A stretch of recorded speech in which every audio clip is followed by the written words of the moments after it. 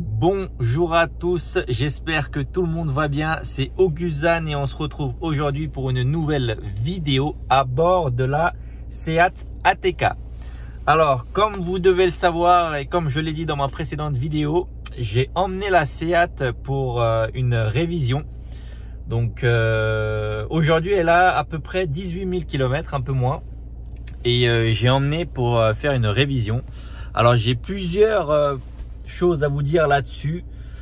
La première, c'est que normalement Seat m'a dit que on devait faire la révision des ATK TDI. Donc moi, le mien, c'est un 2 litres TDI de 150 chevaux. La première révision se faisait à 30 000 km. Donc ils m'ont dit que c'était une huile long life, ce qu'ils appellent, qui est d'abord d'ailleurs du 10W20. Et du coup, comme c'était une huile long life, ça devait d'être vidangé en fait à tous les 30 000 km. Bon, ce que évidemment moi j'ai pas respecté parce que je trouve que 30 000 km c'est énorme pour une voiture avant de faire une vidange. Et du coup, dans tous les cas, en fait, je voulais le faire en avance. Donc moi, j'ai plutôt tendance à faire une vidange plutôt tous les 15 000 km pour être totalement honnête, ou une fois par an. Et c'est ce que je fais en fait pour ma Citroën C4 qui d'ailleurs a bientôt 130 000 km et j'ai fait une vidange tous les 15 000. Et Citroën me disait à peu près la même chose. Donc, alors, est-ce que vous devez faire comme moi? D'après le constructeur, non. Donc vous êtes libre, enfin pour maintenir la garantie constructeur, donc qui est de 2 ans, vous devez respecter en fait ce que le constructeur préconise. Donc si le constructeur vous préconise tous les 30 000 km, et bah vous êtes couvert par la garantie tant que vous faites réviser votre voiture tous les 30 000 km. Et si vous avez un contrat d'entretien, c'est aussi ce qu'il faudra faire. Donc en fait, moi la personne m'a demandé, quand je lui ai dit que ma voiture elle avait 17 000 km et que je voulais faire la révision, il m'a demandé si j'avais un contrat d'entretien. Donc ce que j'ai dit non, parce que si vous avez un contrat d'entretien, évidemment, du coup lorsque vous avez un contrat d'entretien, la première révision est prise en charge en fait. Et en fait, alors d'ailleurs, toutes les révisions pendant toute la durée de votre contrat d'entretien sont prises en charge, donc vous ne payez rien. Mais il faut respecter les préconisations constructeurs, parce que voilà, si vous avez un contrat d'entretien tous les 30 000 km et que vous venez tous les 15 000 pour faire une vidange et que du coup ça marche pas. Donc voilà, si vous avez un contrat d'entretien, vous n'avez pas d'autre choix que d'attendre les 30 000 km si vous ne souhaitez pas payer pour les révisions. Donc ce qui est logique, c'est pour ça que vous avez pris un contrat d'entretien. Donc pour ceux qui n'ont pas ce contrat d'entretien là, en fait vous faites comme vous voulez. Donc après voilà, moi je préfère le faire en avance, surtout que la voiture en fait a été la voiture a bien roulé cet été, d'ailleurs jusqu'à fin octobre. Donc moi je préfère faire une vidange, sachant que voilà, l'hiver arrive et je préfère que la voiture ait une huile vraiment clean. Donc voilà, donc j'ai fait cette première révision là, donc il y a 700-800 km, donc à 17 000 km. Donc il y a plusieurs informations que j'aimerais vous partager à ce sujet là. Donc j'ai ramené mes petites factures, donc je vais vous dire exactement combien ça a coûté, qu'est-ce qu'ils ont fait. Alors déjà une première chose, donc j'avais demandé il y a quelques temps à Seat qu'ils me disent en fait combien est-ce que les entretiens vont me coûter. Donc eux, ils m'ont communiqué là un petit document que j'ai juste ici, dans lequel ils disent que voilà, service vidange 1 an ou 15 000 km. Donc ça c'est pour les véhicules qui sont concernés. Donc en fait, en fonction de votre moteur, je vous dis 30 000 km, mais en fonction du moteur que vous avez, ça peut être plus tôt. Donc apparemment ils ont un forfait qui coûte 239 €. Donc ça c'est pour service vidange 1 an ou 15 000 km, le forfait coûte 239 €. Après en fait, je sais pas si c'est TTC ou hors taxe. Je présume que c'était hors taxe, même si à l'oral j'avais cru comprendre que c'était TTC.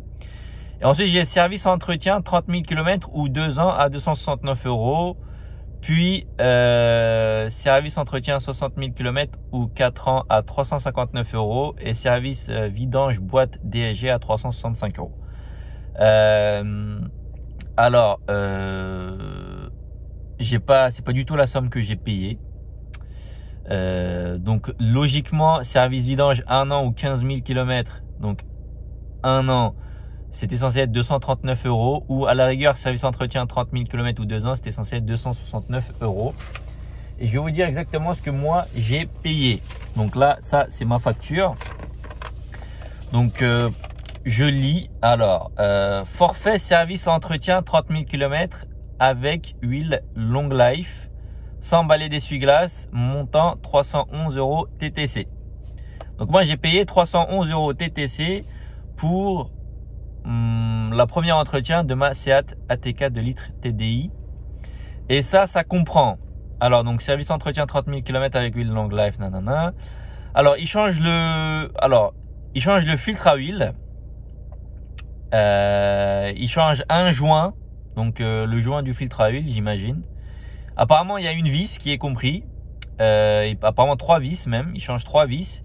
Et ils mettent de l'huile donc dans mon garage qui est de l'huile Yako 0W20. Donc la marque c'est Yako, je connaissais pas du tout.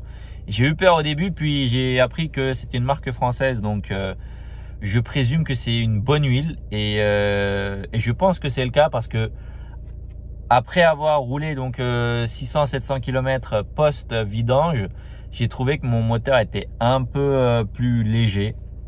Donc je présume que c'était une bonne huile. Et donc c'est du 0W20 donc qu'il faut mettre. Donc autant vous dire que c'est quasiment de l'eau, hein, c'est même plus de l'huile. Et que c'est plus du 5W30 comme ce que le groupe Volkswagen avait l'habitude de mettre. Donc pour ça en fait ça m'a coûté donc 311 € TTC. Donc juste pour une vidange plus le filtre à huile, j'ai payé 311 € TTC. Ce qui est cher, hein, faut se dire la vérité. Un truc comme ça pour chez d'autres professionnels que je ne citerai pas le nom, vous payez je sais pas, un peu moins de 200 €, je dirais entre 140 et 200 € en fonction de là où vous allez. Après moi, tant que la voiture est sous garantie, je préfère le faire chez le constructeur. Parce qu'au cas où j'ai un problème, ma boîte est pète, mon moteur est casse, peu importe. Il faut que, si j'ai fait mes entretiens en temps et en heure chez eux, en fait, c'est plus simple de se faire prendre en charge lorsque, ce genre d'événement arrive. J'espère que ça ne m'arrivera pas, hein. Je touche du bois. Donc voilà. Par contre, à la suite, une fois que ma voiture ne sera plus sous garantie, donc dans 1 an maintenant, je sais pas, peut-être que je l'emmènerai au garage Seat jusqu'à ses 3 ans et puis ensuite, ça dépend. Soit je le fais faire par un ami à moi que je connais, un ami mécano, soit je verrai pour le faire par un pro. Mais je pense que je préfère le faire avec mon ami à moi. C'est ce que je fais d'ailleurs pour ma Citroën. Donc je fais une vidange tous les 15 000 km et toujours je l'emmène chez notre ami de famille. Donc voilà, ça a coûté 311 €, mes chers amis. Donc si jamais vous avez une Seat ATK, c'est à peu près ce que vous payerez. Après peut-être que ça change en fonction de là où vous habitez. Moi je suis en région parisienne, donc peut-être que si vous habitez, je sais pas moi, dans le sud, dans le nord ou ailleurs en France, le prix peut légèrement varier, mais c'est grosso modo ce que vous paierez. Donc en dehors de ça, je suis toujours super satisfait de cette voiture. Ça remplit toujours très bien les besoins pour lesquels je l'avais acheté. Donc maintenant on arrive en hiver, je vais beaucoup moins rouler avec, je vais faire quelques longues distances parfois. Mais sinon, la majorité du temps, elle dort dans le garage. Donc voilà. Dites-moi d'ailleurs si en commentaire, pour celles et ceux qui ont justement une ATK, si vous avez fait votre révision et combien vous avez payé. pour voir en fait et pour comparer avec moi. Donc moi je vous ai dit c'est 311 € la première révision qui est juste pour une vidange et changement de filtre. Donc peut-être qu'on a d'autres exemples. Donc j'espère que vous apprécierez. Je vous ferai par la suite une vidéo update aussi de ma C4.